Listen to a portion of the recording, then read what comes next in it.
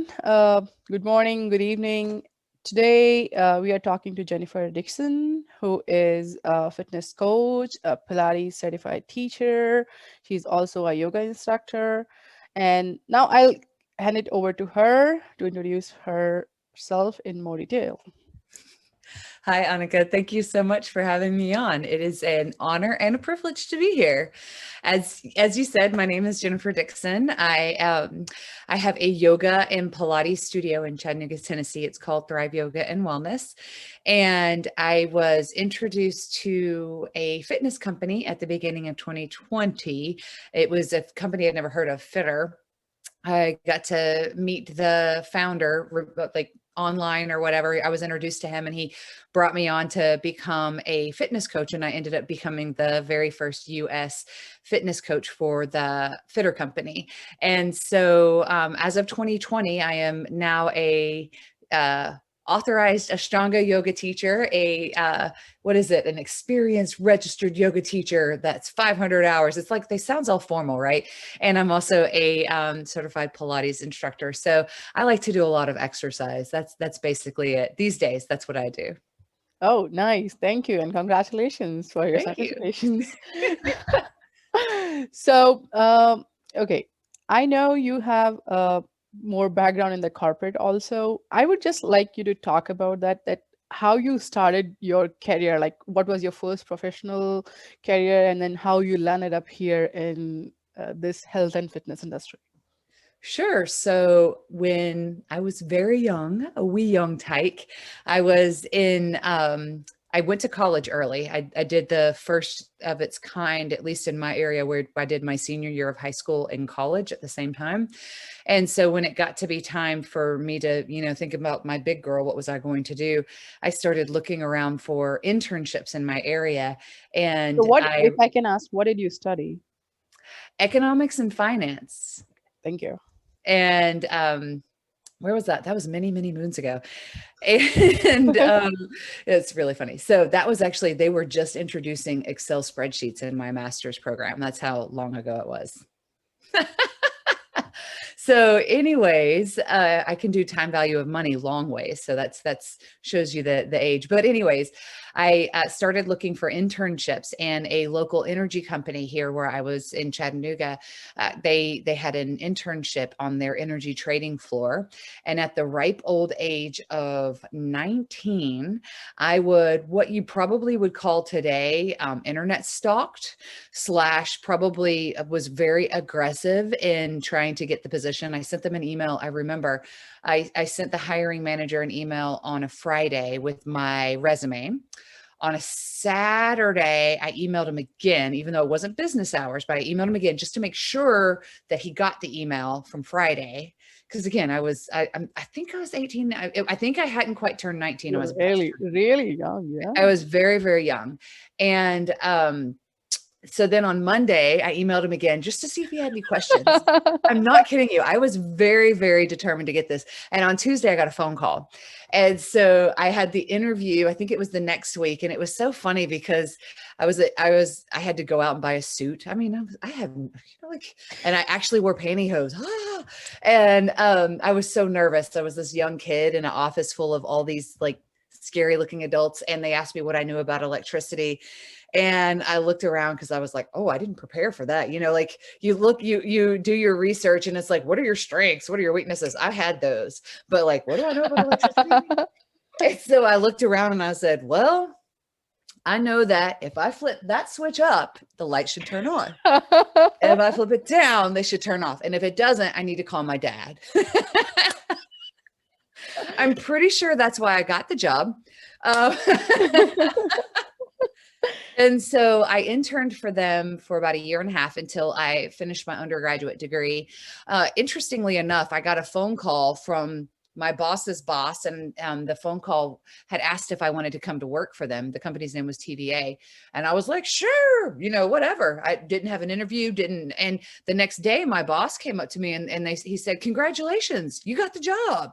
And I looked at him and I was like, I did. I thought I had to interview for it. I had no idea. So here I was very, very young. I had a job and I didn't know it, but that's how I got into it. Persistence. You That's must going to be be. a theme for our conversation today. Mhm.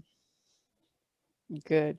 So you worked in corporate for how many years before getting into the health and Let's see, fitness? 18 to 35, 17 almost years. I was in the energy industry. Wow. I started very young. Long It was a time. blessing, right? It was a blessing. I didn't know what I didn't know, and I started out as an energy trader. I was with TVA until 2008, and then I moved up to Princeton, New Jersey, and I worked for another energy company, NRG, from 2008 till 2000, the end of 2015.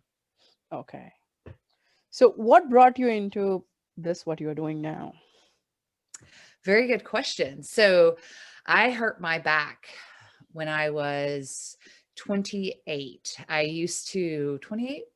Yeah, 28. I was training, I was doing CrossFit and training for a marathon. My sister and I were going to do the Disney marathon. And during the Philadelphia half marathon, something happened at about like mile 11 or 12, which sounds bananas, but you're so high on endorphins at that point. I just knew something wasn't right. I stopped and I couldn't, like, it was weird. And the next day I could barely move.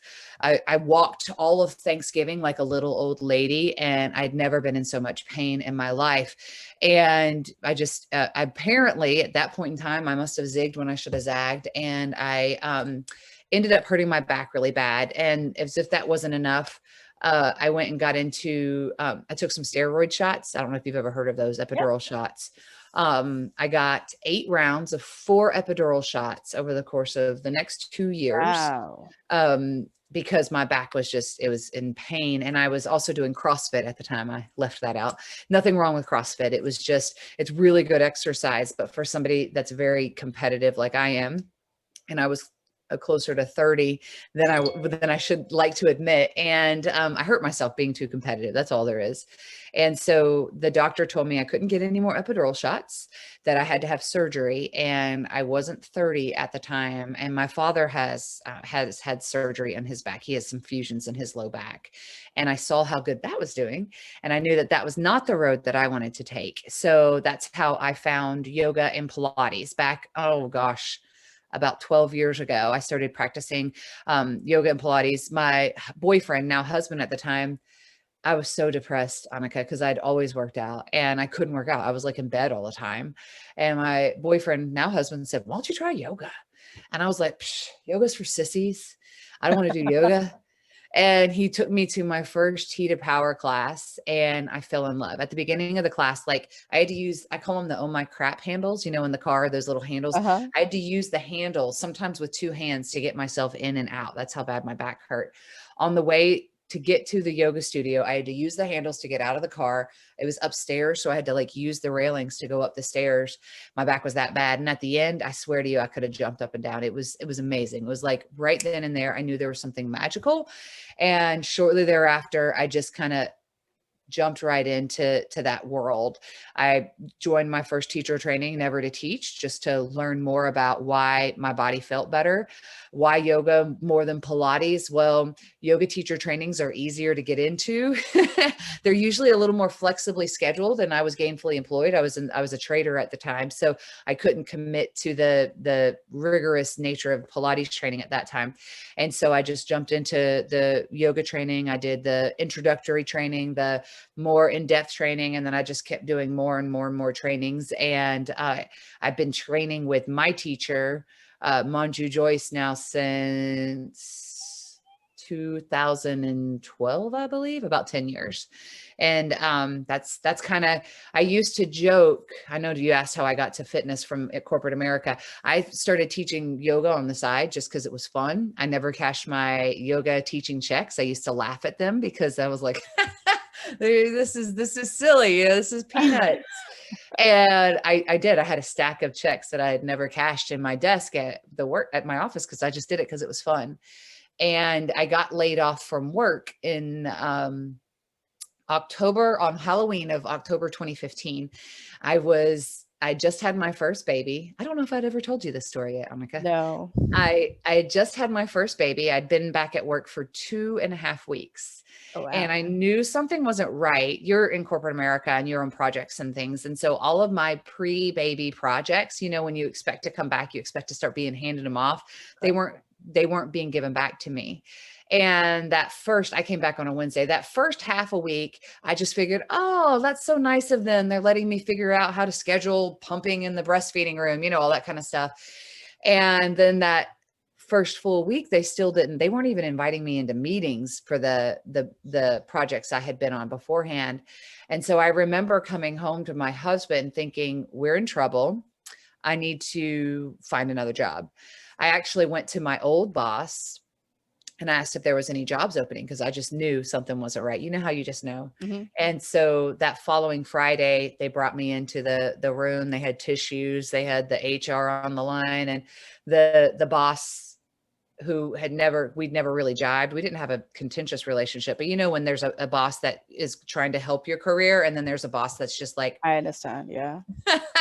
um, she told me what was up, and I think she was expecting something. And I just we'd been praying to move home because at the time we were 12 hours away from home, and I Mhm. was having my first baby, and I'm from a very tight family. So I'd wanted to go home. I didn't really want to go home unemployed, but I'd wanted to go home. So I just looked at her and I was like, okay. What's my severance? What's my insurance? All right, see you later. And I've never seen any of them since. And I don't regret it at all. Why fitness? I was unemployed for the full 6 months. I looked and looked and looked for other jobs in the energy industry. I didn't want to go back to work, to be 100% honest. I was working, at least, this, you're in corporate America. In America, there's no such thing as a 40-hour work week. There's not. It's On a nowhere. Trust me. Oh, that's kind of depressing too, right? Yeah. And so on an easy week, it was like 60 hours, and I was traveling up to my job site that was up in the Cape in Massachusetts. I would travel there or travel down to DC, and I was traveling all the time, and that wasn't like a life for a young mom. So I didn't want to go back, and I ran out of options, and I found this business that was for sale.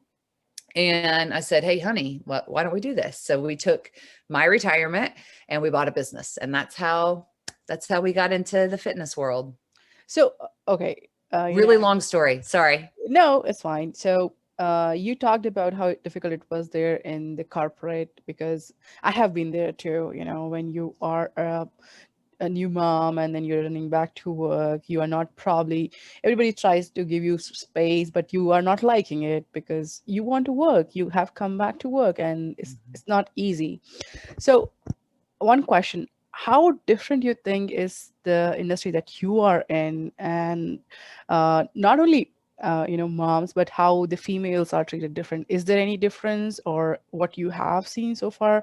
Have you seen anything which you feel is not right or should be changed? Oh, with corporate America? No, with the Oh, females in the health and fitness industry. I love the fact that, at least where I am, because remember, I'm in yoga and Pilates, which is mostly females anyways. Um, my kids can come to the studio with me. I Oh, kind that's of, the best part. yeah. I kind of joke about like they're the kids at the restaurant hanging out, either taking people's monies or hanging out in the booth doing homework. Like that's kind of my kids if I can't get a babysitter. And the flexibility of being able to bring them along is very beneficial because I didn't want to leave my kids in childcare all the time. I wanted to be more involved with them. And my mother worked 2 jobs growing up, so there's nothing wrong with that. And I feel like I turned out okay, maybe, but I just, I opted to not go back to corporate America. I don't want to go back to corporate America. And so I love that aspect of it. It probably has annoyed people at the studio because it is a yoga studio, and yoga comes with a bit of I kind of hate to, it's not at my studio, clearly, if there might be kids running around, but it kind of has that like reputation of being kind of snotty and hoity toity, and definitely not at my studio. And so I might have turned off some people because I do have a box full of toys. And if other teachers have to bring their kids in, I'm like, whatever. If another mom comes because she can't find a babysitter and she wants to get her exercise in, come on, who cares? We got some toys. The person at the front desk, we don't Oh, mind. wow. Yeah. So I kind of wanted that. That's why I created that kind of environment. If it Mhm. turns, I know it's turned people off, and if it did, then those aren't the kind of people that I want. And the beauty of being your own boss is it's like, you don't like it. I mean, there's 3 other yoga studios just up the road. Go ahead and check those out, and maybe I could have bent over backwards better for them, but that's not the client that I want. That's not the client that I want. And that's not the kind of business that I want either. And so in that regard, I think I couldn't have picked a better industry for being a mom because it's so heavily female dominated. When my daughter was really young, one time she was out in the front and I was teaching a class. She just came right into the middle of the class and I was like, because I'm trying to keep that nice Zen like environment. And all the other moms were like, oh, it was totally accepted. It would not have, that wouldn't have flown, in corporate America. Oh Here comes yeah, a for little sure. 2-year-old toddling down mama. So I think in my industry, it's okay to be a working mom. It's kind of, there's all these other women and all the other women are mamas most of the time, we're grannies. And so in that regard, it was a good choice for that reason, because the kids could just tag along. Yeah, and I think it is really mindful of you to have those toys in there so that the other kids can also come and play. Yep. It's helped. I mean, not too many people have had to use it, but that's also setting the tone for the Mhm. environment that I Yeah, want, that's which true. is That's true. really important to me. And what has been the hardest part for you, of your journey since you started on your own? I know the pandemic is there, and So you are not having a constant paycheck all the yeah, time. that's the biggest part. I left a very, very lucrative career. It's kind of laughable now what I made even as a 19-year-old versus now that I'm in my 40s. I left a very, very lucrative and steady paycheck, and that's scary. It was very uncomfortable too. And at first, when I first got laid off, I didn't think that I'd be able to survive. I literally did not think I could survive on that no money. And then 6 months came around and we'd survived on basically no money. We hadn't really used all of my severance because we just, we lived frugally, And after about 4 months of being unemployed, I was talking to my husband. I was like, "This isn't so bad. I'm home all the time with my daughter. I really like this." He was able. His parents, his dad has a construction company, so we just came home and he went right to work anyways. And so that made the transition easier. But the hardest part is I can't just go out and buy the handbag that I used to like. I don't just go out to eat without thinking about it. Like I have to, be more cognizant of our spending. Um, but to me, it's worth it because I pick up my kids every day at 2 and I put them down for a nap. And then I'm usually home when they wake up. I'm not, this year has been kind of unusual because of the pandemic and being short staffed or whatever, but I'm home with them more, which is what I wanted to be. Yeah, that's good. So, any myths that you would want to burst today about the industry with for the people who are looking forward to have their careers here? I think one of the thing which everybody thinks is too difficult to be in shape. It's you know some So including me. well, the fitness itself, just in the end, just to be fit, it's persistence. Remember, like what we talked about just a few minutes ago. I am persistent as a holy mother. Like you saw that with me getting my first job. I've always kind of been that way. So I'm also kind of hyper, if you can't tell. So as a kid, my mother said, "Go outside. You're driving me bananas. Go run out. You're crazies, or you're being too hyper. So go outside and get your beads out of your bonnet." Seriously, my mother used to tell us to go outside until all of our wiggles were out.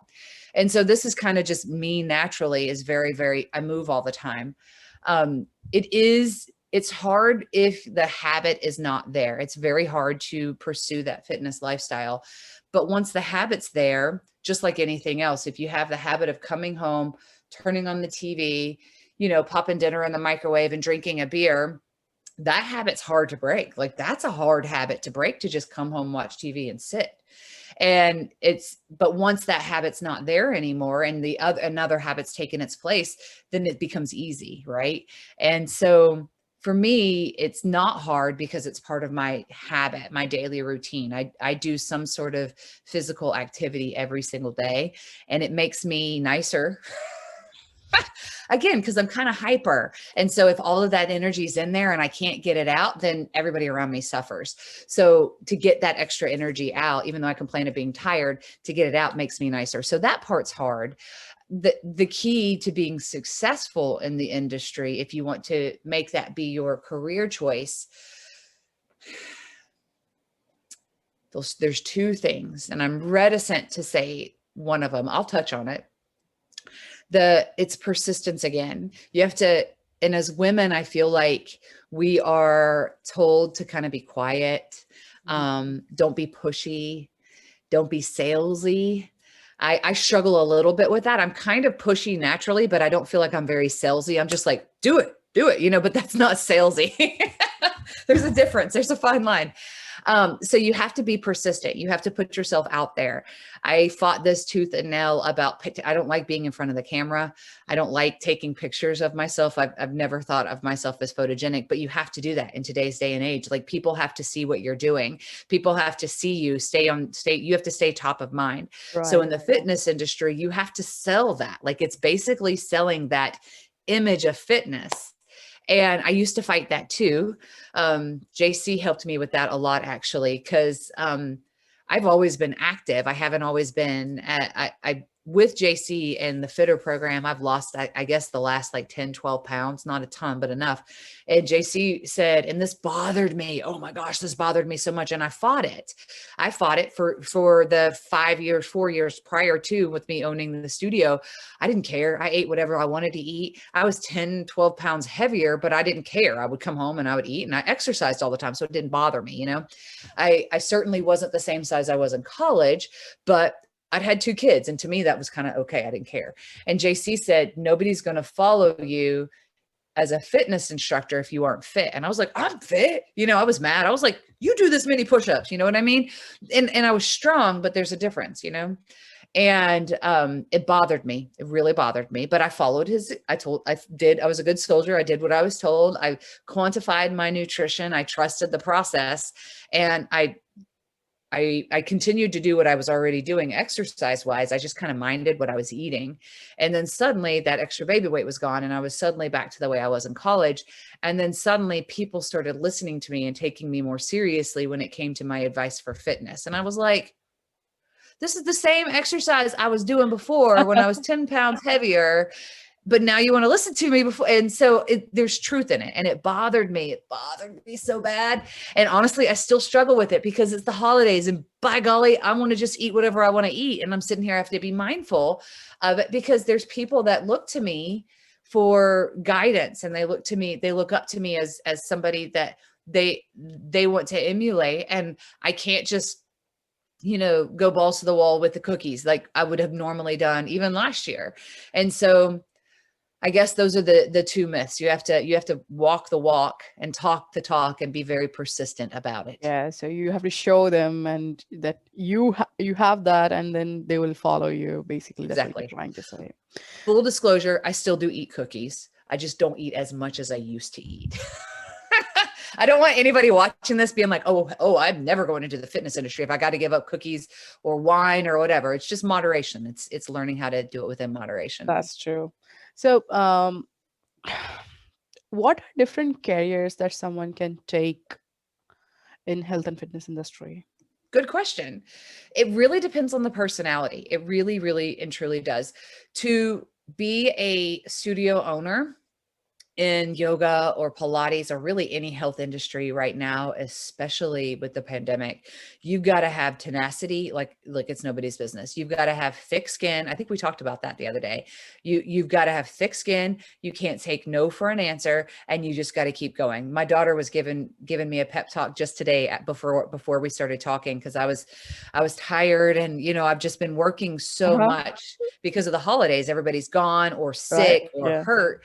I was just exhausted. And my daughter, here she is, she's 5. She says, Mama, you got to stay focused. Don't give up. Stay focused. Keep I love these kids. I love right? My daughter will also come like, don't worry. It's okay. Right. And you got to listen to the wisdom of the toddler, right? And I was Yes. like, thanks, baby. I love you too. And so if you're going to be an owner, you can't stop, because if you stop, then everything stops, because that paycheck doesn't just keep going. You eat what you kill. So I don't recommend ownership for everybody. However, there are other paths that you can choose, like oh my gosh, management. Oh, you don't have to own it, but you can help to manage it. So for me personally, I am an ideas person. I would consider myself more an entrepreneur versus a day-to-day manager. I would seriously rather, I don't know, eat liver, or I don't know, I can think of a gajillion other things I'd rather do than balance my books. Like, yeah, I know how to read a financial statement, but you get me to sit there and reconcile everything. Oh my gosh, I would rather listen to nails down chalkboards nonstop. I can't stand that stuff. But somebody else that's very detail oriented and okay with lots of moving parts, and they don't want the stress of having to manage all those things. They just want to put them together and keep them nice and tidy and help the entrepreneur. Oh my gosh, that's definitely an opportunity. I've had a couple of really good managers. They've saved me. They've saved my ever loving life, right? Because they allow me to do the other things that I like to do, like come up with the ideas, come up with the new plans. So a manager is a really good opportunity. If you don't want to do it full time, then just doing what I did, which was teaching on the side when I was in corporate America, that was the most rewarding thing that I did at the time. It's up there with, like, how are you giving back? Well, I'm just going to go hang out with these kids and kind of teach them how to breathe, because it's very commonplace. I've talked to some clients I have in India. They teach them yoga in school, teaching deep breathing exercises, all kind of stuff. So mainstream over there. Here in the States, and so kids are stressed out. They're so anxious. And so it was so much fun. Just like, here, let's just breathe. Come here, let me show you how to breathe. And so that's another option, is you learn the art, you practice the art on yourself, whether it's yoga or lifting weights or whatever, and then go teach somebody else how to do it. There's nothing more rewarding in my mind than teaching somebody else, especially a youngster, and if it's going to help them change their career or improve their quality of life, period. So that would be managing another studio, just teaching on the side or coaching on the side. Another one that's taking off right now, especially with, well, everybody's having to do it, but it seems like the younger people are better at it, is online. Whether it's online influencing, just, and I make fun of it, but like getting in front of the camera and snapping that selfie and all that, like that is a career path. You have to be persistent. I mean, you're talking like every single day, 6 stories a day, post, commenting on things, going into groups, selling yourself. You have to be persistent. And if you've got that kind of personality, then by all means, go for it. But that's another option. And the beauty of that is you can do that for wherever, right? You can also teach online, and that's a beautiful option, because then you aren't located to just right here. You could hop into an RV, and as long as there's Wi-Fi or phone, then you can teach somebody. So there's lots and lots of different options. And something that I absolutely adore about the Fitter platform in particular, and JC, which is why I volunteered and I signed up to be his first coach, is it makes fitness so easily attainable, That's because a true. lot of people can't afford a private coach or a personal trainer and to go work out with them 1, 2, 3 days a week. Most people in the world can't. And what JC did is he made it be he I would say, mainstream. yeah, accessible too. Yes, he made it accessible. And that's why I said, yeah, I'll be your coach, because that's what I want. I want everybody to feel better. And you feel better when you're eating better and you're moving more and you're able to get all of that stress out of your system. So I think that was 3 options, wasn't it? Online, on the side, donating your time, and managing a property. Yeah, managing a studio. Yeah. So I'll take this last question. Uh, any suggestion for the people that you would like to give who are struggling to be fit? Just one suggestion, or you can have many, but if you Yeah, just want to have like. I'm not good at being quiet. Let me see. Let me see. Persistence. Just one step forward every day. That would be my biggest thing. You don't have to sit down and work out for an hour, 2 hours every single day, especially at first. You probably shouldn't. You probably hurt yourself. But even if you're moving 15 minutes a day and that's more than you moved yesterday, then you're taking a step in the right direction. And a lot of people get derailed when they're like, oh, I didn't do anything today. And then it just creates this snowball effect where it's like, oh, I ate this cake, so tomorrow I'm going to eat 2 pieces of cake. Don't let it snowball, right? You just, okay, I ate some cake. I kind of overdid it, whatever. I'm not going to do the same thing tomorrow. And you just keep going. It's that persistence, being persistent, continuing to work towards that goal every single day, even if it's just a step, because after a while, it's like the compounding interest. If you've got your money in the market over time, it will go up. Oh, it will improve. Same thing with health and fitness. Over time, if you continue to take these baby steps, whether it's eliminating sugar, and I wouldn't say do that cold turkey, but go down a little, baby steps, that sort of thing. That was a long answer to a No, I think persistent. it was right. You explain it. That's I'm good. moving my camera. Sorry. No, you're okay. So, okay, I think I don't have anything else. If you want to add something, go ahead. And otherwise, I would wrap it up. And Sure. thank you so much for joining us today on Popeye. So, thank you. Thank you for having me. It was an honor and a privilege. Thank you. See you soon.